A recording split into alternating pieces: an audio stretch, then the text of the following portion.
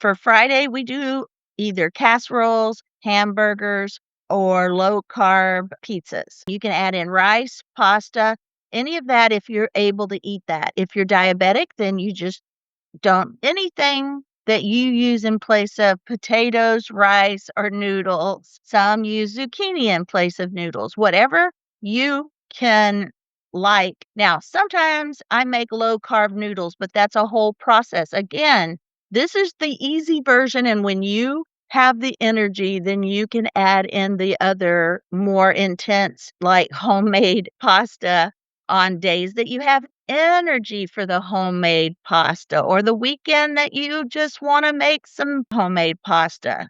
And like I said, I have to do everything low carb because of diabetes. Now, when you make the casseroles, it's just, your veggies, your cream cheese, your cream and whatever cheese goes with the dish. Mix it, put it in a pan, freeze it. You're not going to cook it. Don't bake it, just bake fresh when needed. And the skillet meals, now that is like stir fry. You get your meat and your vegetable, you stir fry it together. Use whatever seasonings. You can put some Asian hot oils, garlic oils. You can change up those stir fries with just seasonings and oils and